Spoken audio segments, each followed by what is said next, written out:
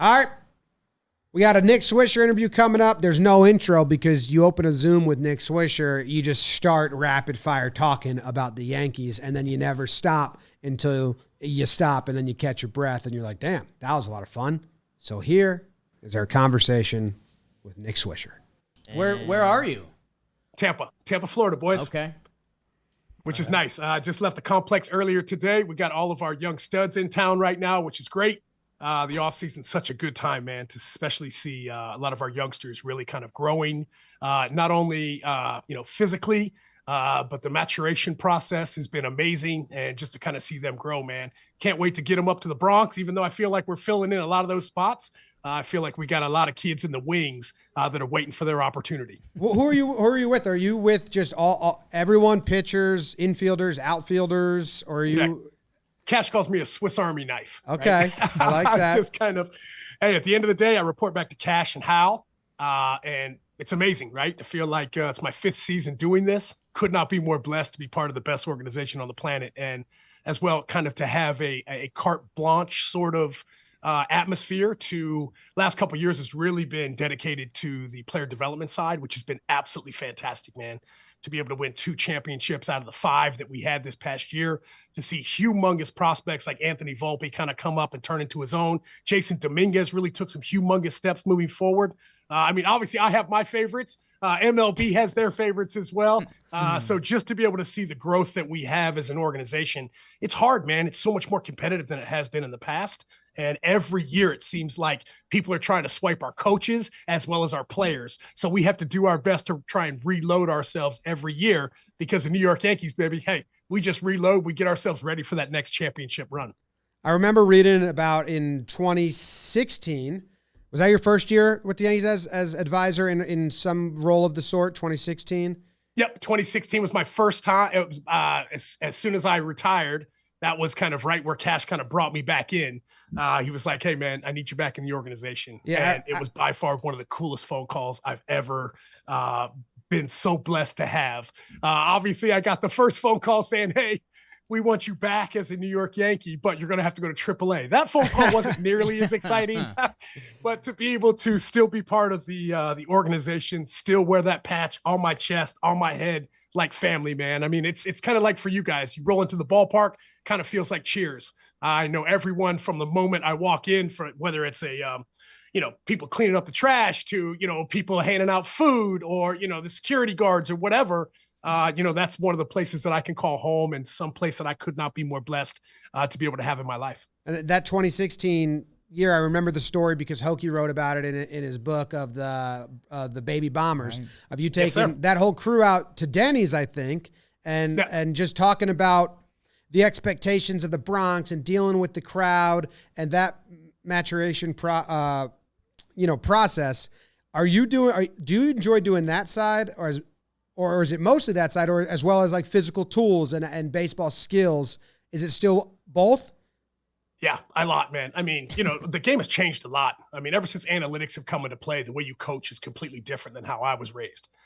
You teach these kids through numbers. You teach these kids through understanding where they are. Now with the technology we have in the game, bro, it's unbelievable to see the things that you're able to see. Now you can slow things down to a fraction of speed. So now it's very easy as me, as a mentor, as a coach, to bring a young player in to be like, okay, this is what you think you're doing. This is what you're really doing. It's that difference between real and feel. And for someone like me to be able to utilize all these people as well as all the technology we have, at the end of the day, bro, my only goal is to bring back number 28. That's all I'm trying to do. That's all I want to do. I want another ring more than anybody. And it's been a minute since we've gotten ourselves there. So any part that I can do to add to that process, to be a sounding board for anybody, to be a phone call away from Aaron Boone or Brian Cashman, Hal Steinbrenner, any one of the coaches in the minor leagues, as well as our players as well, man. I just try to be the best version of myself I can be, and try and add some juice and excitement and give these dudes maybe a little bit of a runway maybe a little bit more of an understanding of what these young players are going to go up against. And I could not be more proud to be a unicorn in the sense to I can take you to a Little League baseball game and I can walk you right into a big league locker room as well. So to be able to know the game up and down has really, really helped me out, especially in the mentor world as well as the coaching world. Juice and excitement, that doesn't seem your speed, man. I mean, that's... but I'm like you guys, man. Like at the end of the day, I'm a fan. Like, I live and die when we win or lose games. I think that's really kind of how it has to be. I mean, that's been a passion of mine. This logo that I have on my forehead right here changed my life around completely in a time when I needed somebody more than ever. Brian Cashman and the New York Yankees were that sounding board and were that place for me to lay my head and gave me an opportunity to showcase my skills once again. And it ended up working out. I would do anything for this organization. And just to be able to be part of it, man, has been such a huge blessing for me. Yeah, I got like Yankees goosebumps going, man. That's badass, dude. I mean, listen, man. I mean, I'm kind of in the same boat as what you guys are doing. You guys are trying to build the game. You're trying to build the Yankee fan base. That's what I'm trying to do well. And at the end of the day, if you want to build the fan base, you got to reach the youth. You got to get people excited about what we're doing. Yankee fans, it's born and bred. It's a generational thing. How do you? So if you can reach these young kids moving forward, bro, it's absolutely fantastic. You say live and die with every game. This is a debate a conversation I've had with Trevor Plouffe, who does our Talkin Baseball show with. There's a player and some other players. I think Reynolds, I had the conversation. No, it was Jimmy Rollins I had the conversation with, and saying that players, you're taught even keel. You know, have the same energy when you win, the same energy when you lose. So sometimes players will look at fan bases, especially crazy fan bases like in Philly or in New York, and be like, man, you guys lose your mind after everything. It's like, don't tell us how to be fans, because an even-keeled fan is just a dud of a person. Why would you go and root for a team and not live and die with the result? So do you have that? Like, because CeCe once was kind of saying, like, calm down to us. And I was like, hey, CeCe, if this was the Raiders, you'd be living and dying. You can't, CeCe, you can't say that, bro. You're so right, man. So I think for myself, obviously, I do not live on that even keel world. It's not my swag. It's not my style. I'm not going to be anything other than myself. And I think it just really has to do with the type of individual you are, the type of personality you have. And so for someone like me, you know, obviously I have aspirations to be a manager later in life, maybe when my daughters go off to college and me and Joe, we're in the house by ourselves. And she's like, man, Nick, you really need to go do something. We need to find a job for you. Then maybe that's my time to shine at that moment. Now, there are some things that I have to do to get myself ready for that moment, because you cannot be as emotional as I am now in the dugout. That obviously rubs off on your players and the whole nine. But the one thing that I have that I'm proud to say that I have is energy and passion and excitement. And that's just who I am. I can't do it any other way. So I'm definitely going to have to mold that perspective a little bit. But I think at the end of the day, man, my passion shines through. And hopefully that's how I can really, really gain our young kids and really reach them in a way that most people couldn't. And man, it's such an important part of, especially with like 162 and the magnitude of it. And dude, now that we're in the world of baseball, like when a West Coast trip is coming up, like we like, you know, what's bury the hatchet? Like we get ready. Like we're like, this next week and a half is going to be tough. And with a newborn, it sucks. Well, that's even tougher. But with Tommy Kahnle just came back with the Yanks. And I remember when he left, I mean, obviously you're missing that power arm out of the pen and the Bugs Bunny changeup. But a lot of the guys were like, you know, that kind of juice, like you and Tommy Kahnle kind of come from the same tree or whatever. And we've been laughing recently. The game in Baltimore when he was just screaming from the bullpen, like you can't replicate that. And you need that to get through 162. And, you know, I mean, this Yankees August, I know that's normally the dog days of summer, but I know this one had to be tougher than a lot of the others. And having that juice is so important. And you know what? I think the Yankees right now, not as much as they were in 08 when you really needed to come and Burnett and bring some hijinks. I do think this team needs some silliness or weirdness, and it was missing the last 2 years. They had great. They were galvanized. They were a tight clubhouse. They were. But no one's doing the toe night cam or Didi doing some silly shit or pieing after walk-offs. or even Gary Sanchez throwing the bubble gum. You had Nestor. It was all Nestor. He was carrying the whole load of hijinks while being an ace, while being an all-star and personality. And that was a big role that you played in 2009, was just like loosening up the clubhouse. I remember people shitting on you or getting mad because you smiled and asked for the game ball after you pitched in the blowout. And man, when I was how old I was, maybe I was like, come on, Swisher. But now like you get it. And you're like, dude, you need some levity. It's a really important role. And it was Nestor carrying the whole torch. It felt like this 100%. Well, I guess for myself, I always just kind of thought it could have been somebody else. Big man upstairs could have chose somebody else to play 12 years, could have chose somebody else to be right field for the New York Yankees, but somehow it happened to be me. So why wouldn't I go out there and just enjoy every second of the game? Do you know that 0.05% of all athletes make it to the professional level?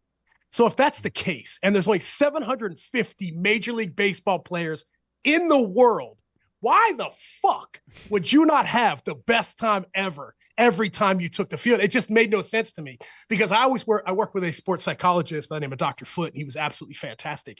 And he used to always tell me, you're never going to reach your full potential if you beat yourself up every day. Is there an E at the end of T in Foot?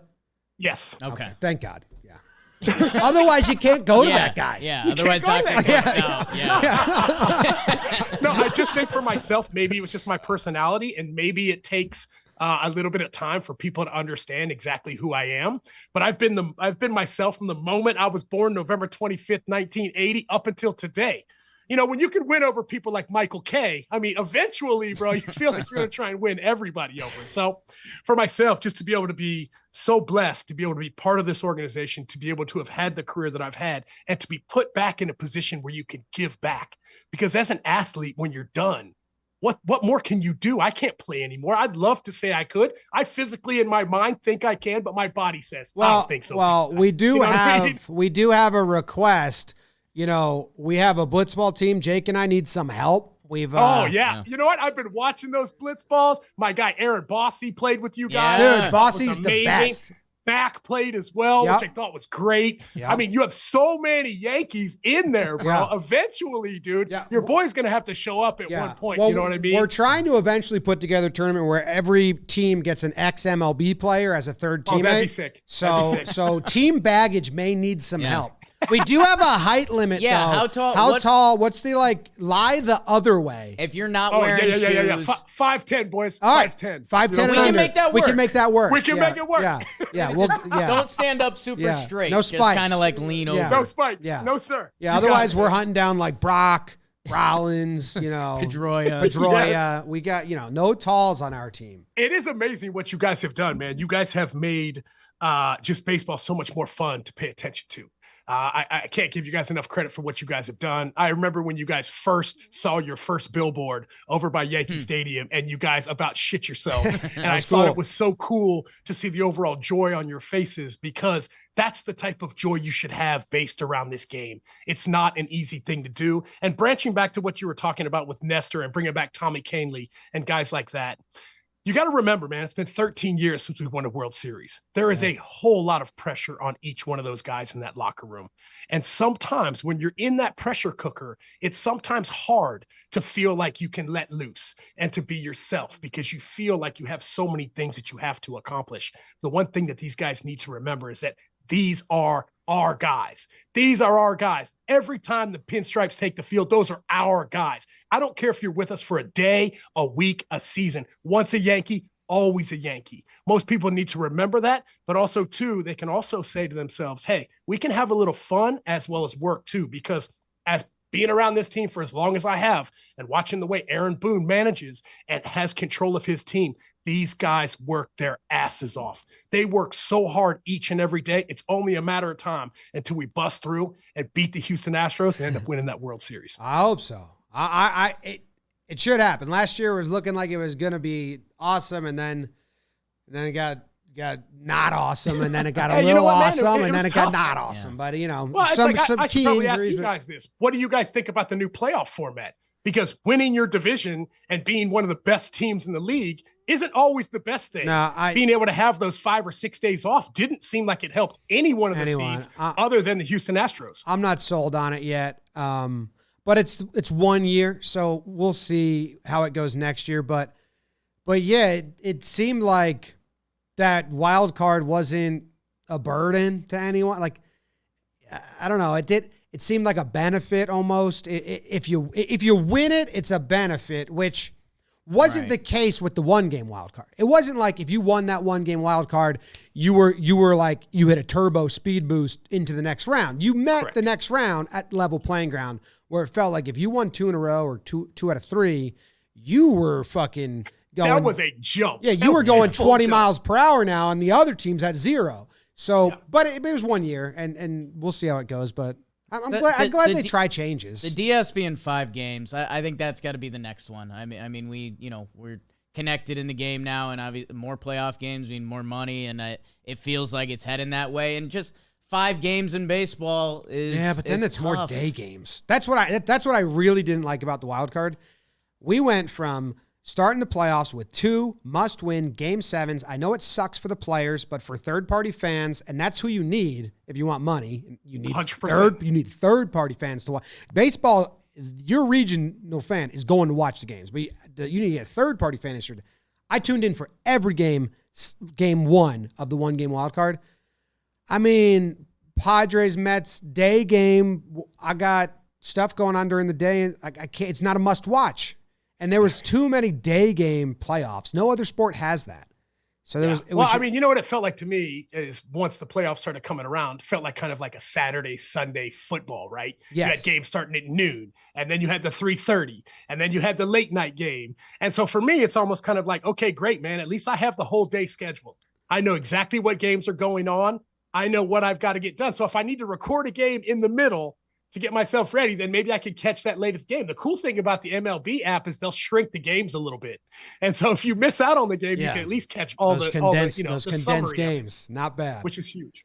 Yeah. I want to ask the young guys, Swish, like you have the connection to them. It's like what you're doing. And I guess where I want to jump first, because I mean, you could go so many ways with it. I want to go with my guy, Oswaldo, because he comes up. And you're like, all right, we've heard He's here. He's there. He's everybody. Bro, that was so amazing, dude. That, Jimmy, I think Jimmy gets the credit for that. I think you were first on that. I think I tweeted out when he played every game. But yes. How can you tell? Because obviously he's, he played infield in the minors, and, you can probably tell if a guy can pick it at second, third, and short.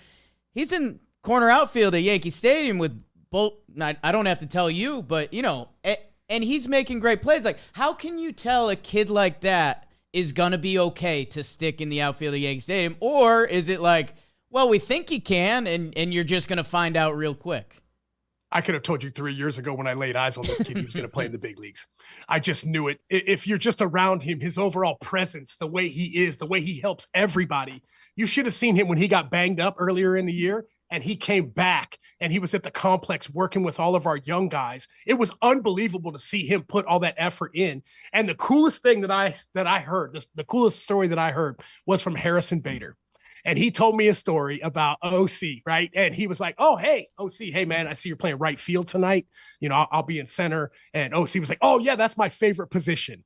And Bader's like, oh, okay. All right, great. Well, I just want to make sure, we're all good to go. The signs, the whole 9, making sure everything's happened. Make a long story short, the game's about halfway through, and he comes to find out OC's never played right field before in his life. But that's the type of kid he is. Whatever position he is playing that day is his favorite position on the field. That's the type of guy that you need in that locker room. Switch hitter. By the way, this dude wasn't even on our radar 2 years ago until he had that monster year in Double-A. Really got himself prepared. The home runs started going up. The confidence started going up. The bat flips started happening more and more often. That was when you knew the swag of Oswaldo Cabrera was on his way. He's amazing. He works his absolute tail off, and I could not be more proud of the success he's having.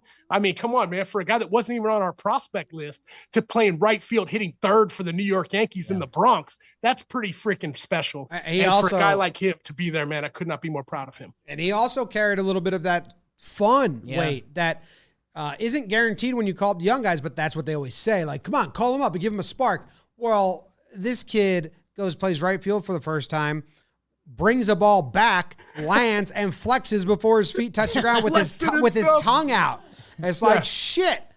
All right. I'm thinking to myself, dude, I won a World Series with the Yankees, and I don't have any pictures that are nearly as cool as that, bro. I mean, I don't even understand how that was possible. Nuts. Oh, well, hey, speaking about the fans and the atmosphere, there was so much talk this year, more than ever, with Gallo and his quotes, and I mean, Hicksy got in there a little bit, and then just the fans' reaction to booing Judge, which I was at that game. It's 10 fans screaming. It's 10 fans and 20 beat writers or 20 writers writing about it. Like, it's not as crazy as people want to make it out.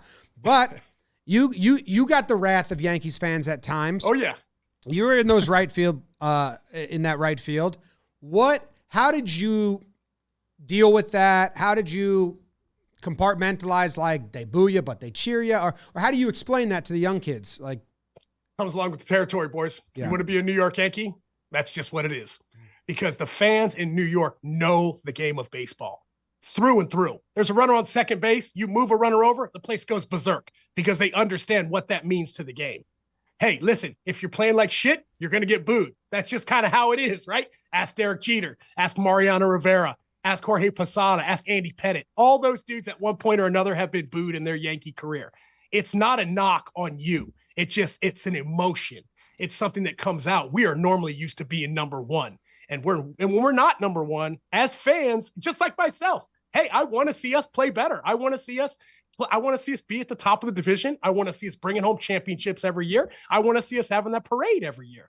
Listen, I think it is what it is. And by the way, would you rather go to Kansas City and play in front of 5,000 people that aren't booing you? Or would you rather go to Yankee Stadium and play in front of 50,000 people where there's a chance that they could boo you if you're not playing as well as you could be?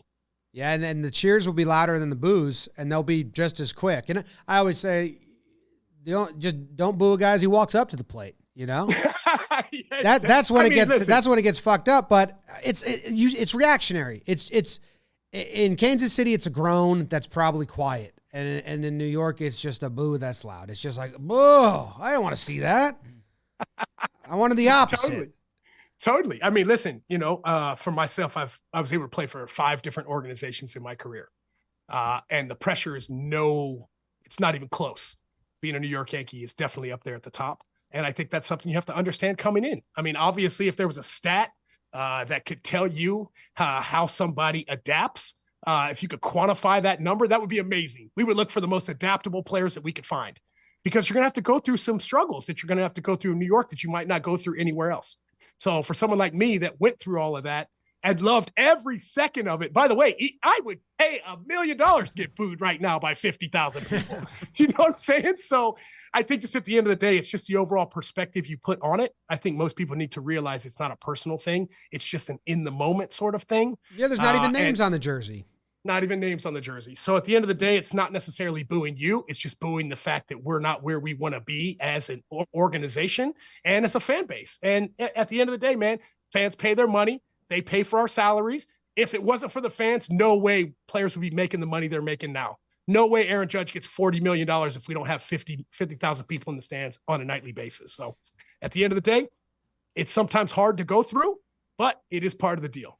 How did you personally, and how do you tell the guys to deal with that pressure? Is it just take it on head on for you? Is it just, I'm guessing, positivity a little bit? I remember, again, my experience at a different level, if there was a big at bat in a high school game, I would just tell myself, like, I'm the hitter. I'm kind of supposed to get out. So if I do something here, I'm the man. Like, I would kind of reverse psychology myself. So I guess what would you do, and what do you kind of relay to the guys? No, I tell the guys, it sucks. It hurts. But you got to be able to deal with it. And that's the one thing that you need to be able to deal with. I heard Derek Jeter, somebody asked him what you would tell your younger self, or what you would tell a young athlete out there. And it was one of the best pieces of advice that I could ever even think about. I use it so much now. I've learned I use so much of the things that man has taught me, bro. It's absolutely crazy. But he said, learn how to deal with failure early.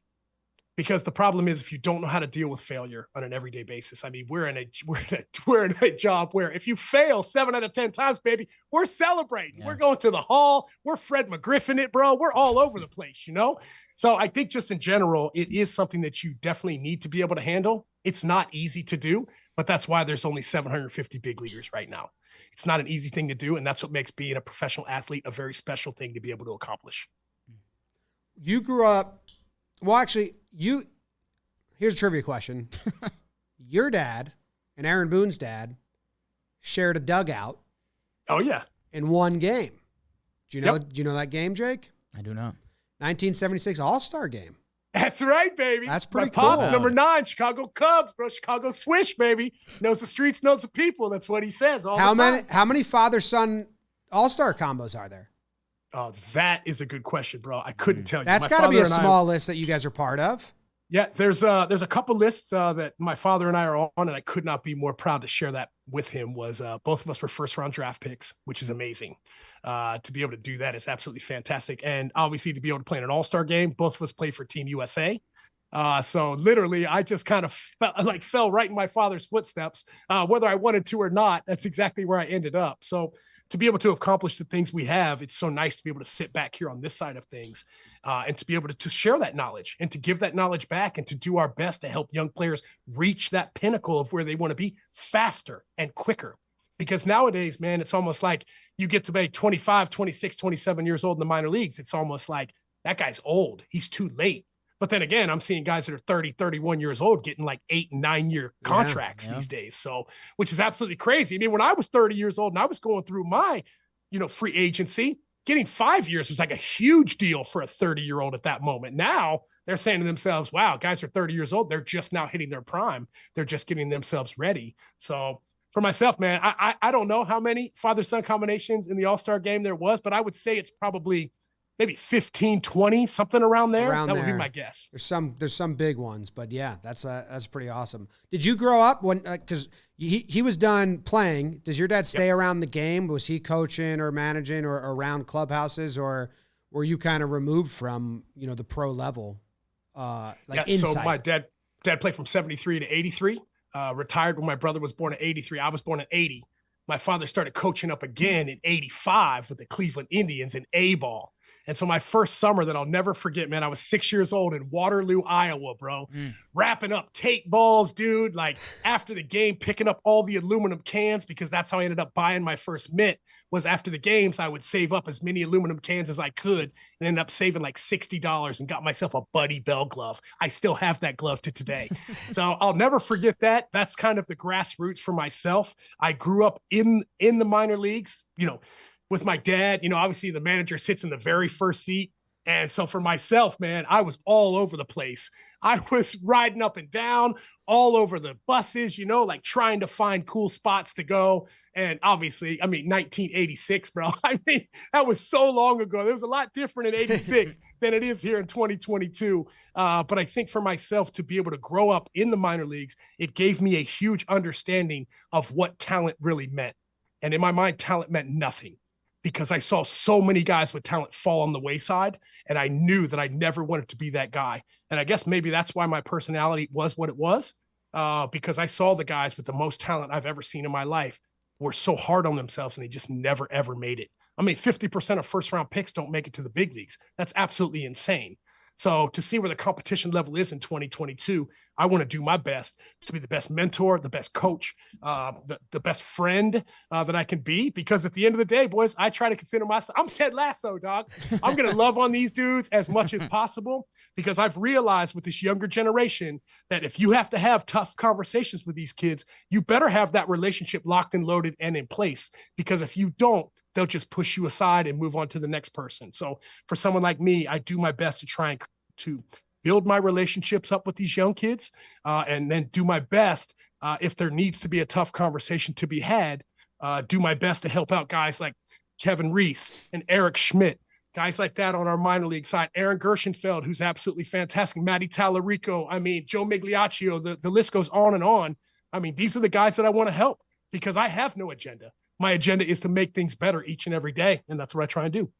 That's not bad. Do you have to give the kids the elbow sometimes and show them the baseball reference and be like, 245 homers in the bank? I mean, Yeah, I jump in the cage, Jake, every now and then, just to let him know the old man still got it. You know what I'm saying? Just to let him know I still got it. I may not see that. I may not let them see me in the cold tank afterwards, but I will definitely let them see me in the batting cage. Good. Who I guess of the kids, I mean everyone's on the Volpe train, and if you got a good Volpe story, we'd obviously take it. But I guess who are some of the names, like you mentioned Oswaldo Cabrera, like in the minor leagues, you can be a quick riser. Like if you figure out your swing and you're putting in the work. I feel like Chaparro, am I saying that right? He's the name yes, that you are. Like the way your eyes lit up, like that everyone's talking about that dude. I guess who are some of the next? Everyone knows Volpe, Peraza, and those guys at this point. I actually wrote a list here. Okay. So I knew you guys were going to ask me, so I just wanted to make sure that I was prepped and ready to go. I was actually with Volpe on Saturday night at the match here in Tampa, right, with Tiger Woods and Rory and Justin and Jordan, which was amazing. And for him to get a little pump on y'all's socials, I thought was great, man, for him to be able to be around that atmosphere. And it felt like a spring training type atmosphere, which was great. It was so chill. It was relaxed. But if you're looking for some names that Yankee fans can look forward to moving here in the future, Ty Hardman is a name that really comes to mind. Had an unbelievable Arizona Fall League this year. Austin Wells, one of our catchers. Yep. Josh Bro is another one as well. Elijah Dunham, right fielder, right? I mean, we've got a guy jacked, bro. We've got a guy that calls in and is like our Elijah Dunham like correspondent, and he's all in on him. So we're all in on him. Oh yeah, man. I mean, obviously last year's first round draft pick Spencer Jones obviously has the size. I mean, it's absolutely fantastic. Will Warren is a right-handed pitcher, great arm for us, and I think people really need to pay attention to. 2 years ago, first round draft pick Trey Sweeney, shortstop. He's a monster. His skills are getting better. He's getting bigger, faster, stronger, able to hit with a little more power, which I think is absolutely amazing. Center fielder Brendan Lockridge, fast as they come. I mean, obviously Harrison Bader is the man, no doubt about it, but Locke is absolutely fantastic. I think one thing Yankee fans really need to pay attention to is the amount of stolen bases our minor league system has had over the last couple of years. It is impressive. And that is because of Matty Tallarico. I mean, he is our base running coordinator. He's a little bit of everything right now, but to see the way these cats train, we train like sprinters. This is not something that you just show up, do your couple sprints, and you're good to go like we did back in the day. There is so much structure around that. And then when you want to talk about some pitchers, I got Edgar Barclay, right? Lefty. He's going to be nasty here coming up. Johnny Brito, as well as Randy Vasquez. I'm telling you what, man, these are the guys that are on my list right now. Obviously, we have a tremendous list of guys that are working their way up the ladder. But to see the growth of these guys firsthand and to know what is on the inside, what is under the hood of these individuals, these kids are Yankees. They're winners, and I can't wait for them to get that opportunity. Obviously, the last couple of years, it's been sad to see a lot of our young, talented players go. Obviously, a bunch of players went to the Texas Rangers, which are doing their thing. You know, Josh Smith was one of those guys doing his thing. You know, Glenn Otto was over there as well. So I think for myself, man, listen, I love these dudes. It's tough to see them leave. But I have realized over the last couple of years, the reason why we have an unbelievable minor league system is so we can do our best to have the best big league club we can. And at the end of the day, it all boils down to what's happening in the Bronx. I think, in my opinion, I could not be more proud of having Hal Steinbrenner as an owner. The way he handled the Aaron Judge stuff, the way he closed the deal. He is our Mariano Rivera this year. He deserves a lot of credit. And for all the fans out there, I don't want to hear no more of this booing. He has put the best product on the field each and every year, and the guys just haven't gotten it done. Also, Aaron Boone, another person coming for his job. Are you kidding me? This cat has won over 100 games, a 99 last year. Almost every season he has been a manager. This cat knows exactly what he's doing. The players love playing for him. So at the end of the day, let's show a little love to our front office and our coaching staff. These guys bust their ass each and every day. Their overall analytics division is absolutely fantastic. We've got so many people that are adding to what we're doing, and I think those guys deserve a whole lot more credit than they are getting. Obviously, I feel like you got to point the finger somewhere, but if you're going to point the finger, don't point it at those individuals. Well, Hal's had a pretty good offseason, you know, and then what do you mean? He's had a great offseason every offseason, bro. Like, you needed that one, though. You needed that one because, man, the brand is out. what the Yankees are like. That's what we buy, right? Like we buy, we're going to win every year. That's the goal. So you can't sell that and then get mad when people are like, this isn't what I'm buying. Because that's why people buy season tickets. That's why they buy the playoff packages, why we buy the gear. It's why it's the brand. So it was maybe we shouldn't have been nervous, but passing on some of the generational talents that we thought maybe could have come into the mix when they were young, Harper here and he wanted to be here, showing off at first base for the Yankees and stuff like that. It was like, I think there was a little confusion amongst fans. Like, wait, what? Like, this is what you sell us.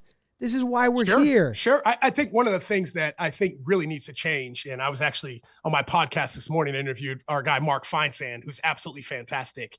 And we were talking about the narrative that Hal Steinbrenner is not his father. And that could not be further from the truth. He wants to win more than anybody else. He doesn't want to get suspended from baseball, Yeah. I guess until he gets suspended, then we'll be like, yo, he's just like his dad now. But I think for myself, to be able to be part of the organization and to see how tight the Steinbrenner family is, could not be more proud of them, could not work for a better organization, and could not work for a better family-owned organization than the Steinbrenner family, man. The Yankees mean so much to them, and to be able to see it on the inside each and every day, listen, my guy Hal, man, I just can't wait to put another ring on his finger, man, because he deserves it.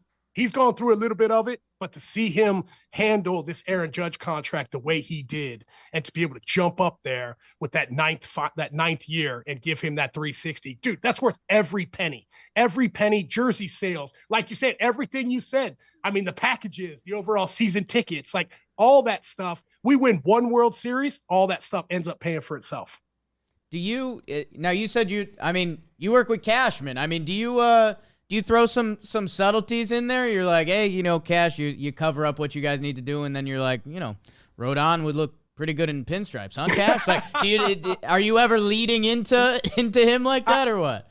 I'm always trying to give him something, bro. I'm always trying to give him something. I think that's one of the coolest things about this job is that, people want to know your opinion.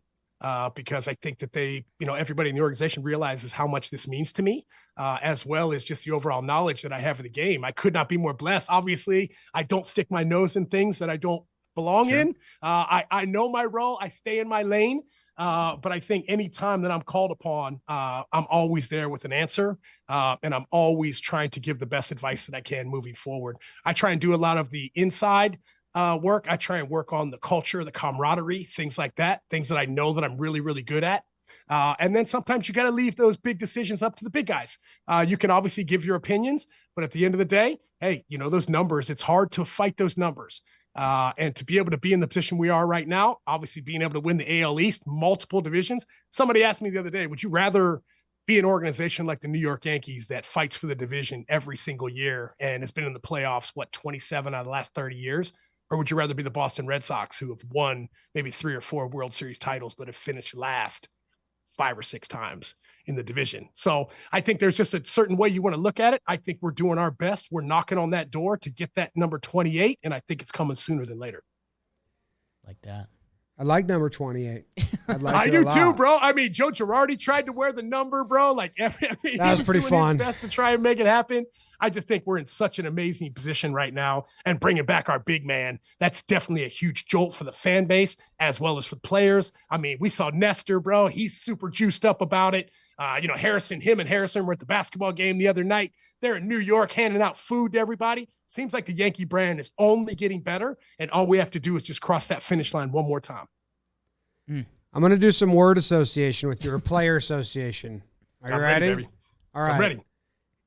Let's see. We got, where is it? I'm opening a tab. Kevin Millwood. Bombs. I tell you what, man, my guy Kevin Millwood had unbelievable career. But I really enjoyed facing my guy from time to time. Yeah. So he didn't like facing you. I mean, I was looking at which pitchers you crushed, and 16 for 44 with 4 homers. Not bad. Hey, but that was before the Creative Park in Baltimore. You know what I'm saying? So it's okay. that was back before they moved that wall back 50 feet, dude. You know what I mean? Ridiculous. Made it bigger and moved it back. Still gets Hey, me. but by the way, I mean, let's look at just what it did for the Baltimore Orioles. It was Put them back on the effective. map. Put them back on the map. Gabe And Kapler. now they have bolted and jolted themselves up to where they can start making moves a lot earlier than what they expected. Right. For pitchers. Yeah. Gabe Kapler. Oh, jacked, bro. All I'm thinking of like man thong, something like Okay. that. You know what I'm saying? Like back Not- when he was not- a bodybuilder. Not strikeout victim. Oh, no, I let him know you at least once a month, bro. I hit him up, send him that video clip just to let him know. But I could not be more happy and more proud of Gabe, what he has done in his career to leave Philly with kind of that bad taste in his mouth and to be able to go on the West Coast over there in San Francisco and really lock himself in, man. Could not be more proud of what he's doing over there. Obviously, you know, losing out on Judge, I feel a little bit sorry for him, but not too sorry. You know, I was thinking they just, you know, they picked up Mitch Haniger, who was unbelievable. Sean Manaea just signed right now, which is huge. And obviously Rodon's still in the play for those guys as well. So I think he's done a tremendous job over there. Yes, that strikeout, I'll never forget that. I have that baseball hanging up on my wall. So I definitely view that every now and then. Love it. About Matsui.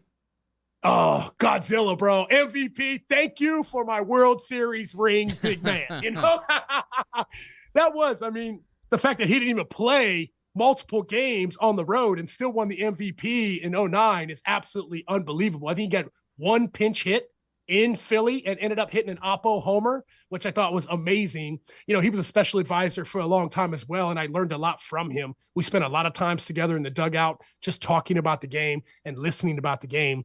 And for him to be as enormous as a figure as he is, to be as humble as he is, was really, really impressive to see, man. If it wasn't for him, ain't no way we get that World Series ring under our belts. I used to say this about Tanaka and Hideki. Like, Judge thinks he's a superstar. Go to Japan with Tanaka, and he'll show you what a superstar really is.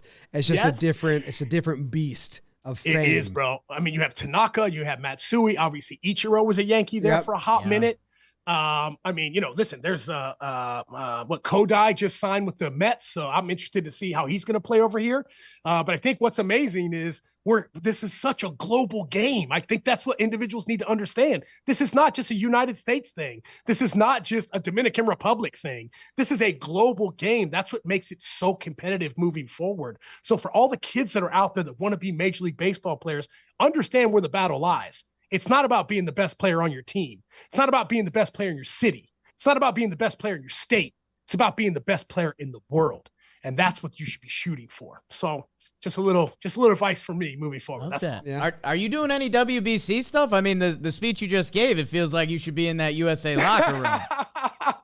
You know what? Listen, man, you know, D-Row, I think he's absolutely fantastic. I mean, what he's doing on MLB right now is so great to watch. I think he will be absolutely electric in that dugout. And once again, a glue guy, a locker room guy.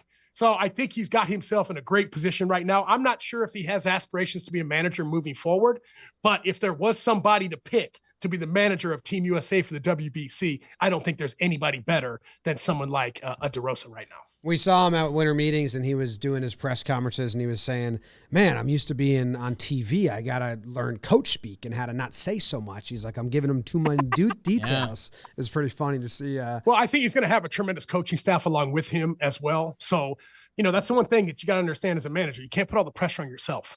You know, I've been able to, Lou Piniella lives in my neighborhood here, and I talk to him a lot. And he always says, let your coaches coach. And so that's kind of the hardest thing is if you want to be a manager, a lot of managers are very controlling and they want to have their hands on everything. But the one thing that, you know, obviously I haven't been a manager yet. Maybe one of these days I will. But at the end of the day, I will do the best to have the best individuals I can around me so they can be the best at what they do and I can be the best at what I am. Perfect. I only got one more thing. You got New Year's Eve plans. Yep. New Year's Eve. Yep. Obviously, bro. Even though New Year's Eve is amateur hour, bro, for sure. I feel like a lot more bad happens than good on New Year's Eve. We're here in Tampa, Florida. We were in Los Angeles for the longest time. And obviously over the last couple of years, a lot of people have been moving around the country, whether you left California or you're moving to California. A lot of our friends moved to Austin, Texas. And so we will be spending New Year's in Austin with some of our best friends, bro. I haven't seen them in months right now. I can't wait to see them, squeeze them, high five them, bro. A little bit of everything. So we will be in Austin, Texas for New Year's, man. Go Buckeyes. Oh, bro, I didn't even know you wanted to talk college football, baby. But if you want to, I'm your guy. I mean, listen, after that ass kicking we took from Michigan and the fact that we barely got ourselves into the college football playoffs, nobody wants to play Georgia.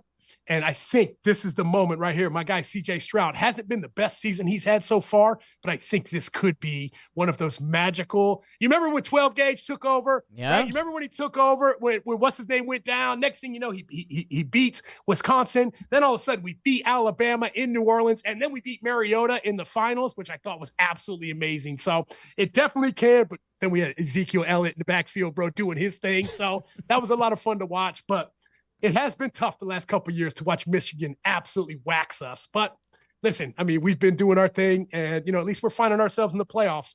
I just think at the end of the day, man, our defense, we need to shore up our defense a little bit more. Can't be having those huge plays happen like that, especially against an explosive offense like Georgia.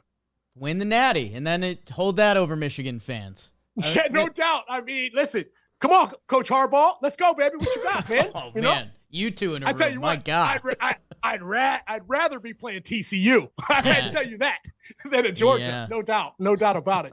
I got one more baseball question just because I kind of bring it up a lot talking about switch hitters. You're one of the only players I remember, and if I'm wrong, then my memory's wrong, who was going through like a slump on one side and just said, fuck that, I'm just a righty until I feel better on the other side. In middle of the season, and just abandoned it and went one side. We've seen Cedric Mullins, who just said, screw it, I'll just be a lefty now. And players do that. But I think am I wrong? Did you do that as a Yankee for just like a stretch? Yeah, I did. And that was more of, there was an injury that occurred. Okay. So I wasn't capable of swinging left-handed. So I didn't want anyone else to know that I had that injury. Okay. So anything that happens along the core, it's one of the worst pains that you could ever go through. That makes sense. But at the end of the day, man, listen, back in the day, you played through pain and you never wanted to come out of the lineup. Now there's a little workload management, things like that. They have a little better understanding of how you can succeed and how many games you need to play to succeed at your optimal level. So yes, I definitely did that. I think I got a few at-bats right-handed, righty on righty, and it is scary as shit, boys, because when you're used to being on the other side of the plate and you've got major league talent coming right at you, it's a very, very intimidating thing. We stood in on Cole's pitches thrown by a robot. The traject thing. Speaking it's of so scary. It's like you don't even see it; you just hear it coming in. You know what I mean? Yeah, we stood in on his fastball. So this machine, have you seen it? It just completely mimics him. Yeah, we stood in on Cole's curveball. I posted a video of it. It's crazy. And then all of Shohei's pitches, like his splitter. So that was fun. I want to put on catching gear and go catch it. I told him. I said, "That's just as hard as trying to hit it." Yeah, I think. But I want to. At least I could be successful eventually. Like, I'd catch a fastball eventually. I'm not going to hit. Oh yeah. one. Oh, bro, you could take one off the chest for sure, bro. Yeah, I believe in you. Keep it in for front. Sure. Yeah. So, yeah. Hey, man, thanks for joining us. This was a blast. Hey, man. I love you guys, man. You guys are energy. doing amazing things for not only Yankee fans in general, but for the brand as well as the game of baseball, man. Continue to keep doing what you guys are doing. Anytime you need my help on anything, boys, I'm here for you guys. Thank you so much for having me on, man. Nice rapping with y'all. Appreciate it. And we'll be in touch about team baggage because we're looking for a third. Hey, so I'll let you know. Sounds like a plan because I do have a 0.00 ERA. Yeah. So I'm a two-way guy now. All right. Yeah. Perfect. We need it. Yeah. Switch hitter. We need everything. Yeah.